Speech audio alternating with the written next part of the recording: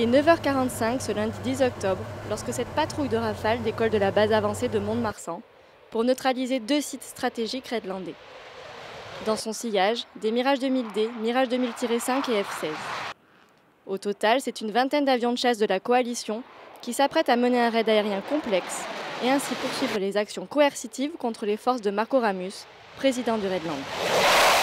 On est tasqué sur une mission de frappe de rétorsion qui est déclenchée au niveau politique. Une frappe à haut risque parce que la menace en face est très élevée. On a beaucoup d'avions dans notre mission.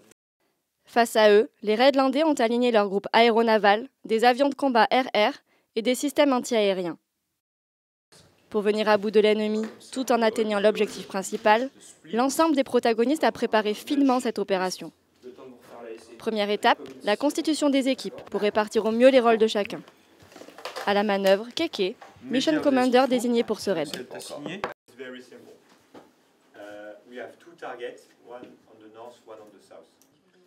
J-1.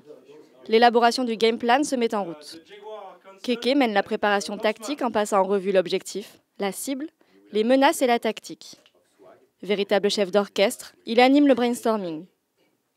Conditions météo, capacité et positionnement de défense ennemie, danger en cas d'éjection, tous les paramètres sont étudiés pour optimiser efficacité et sécurité.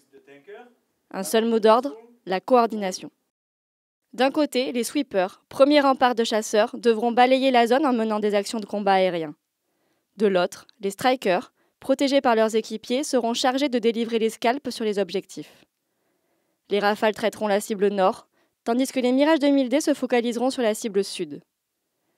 Une frégate de lutte anti-sous-marine, le Normandie, sera également déployée pour démultiplier les effets, en engageant ses MDCN sur les mêmes objectifs. L'heure est désormais au combat pour Keke et ses équipiers.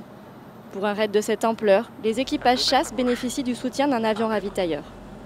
Véritable station-service volante, l'A330 MRTT délivre plusieurs tonnes de pétrole aux forces de la coalition, permettant de gagner en allonge et en permanence sur zone. Brouillage, essuyage des tirs RR adverses, prise en compte des menaces solaires, les équipages livrent un combat intense. Le Mission Commander nous confie ses premières impressions.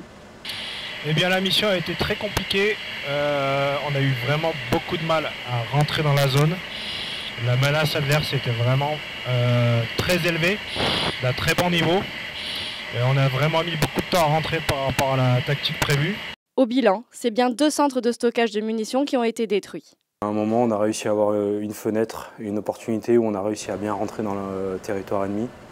Et a priori, il faudra que je voie avec mes équipiers tirer tous les missiles en temps et en heure et rentrer. Lancée depuis une dizaine de jours, l'opération Volfa se poursuit, au sol comme en vol, pour libérer le Greenland de l'emprise du Redland.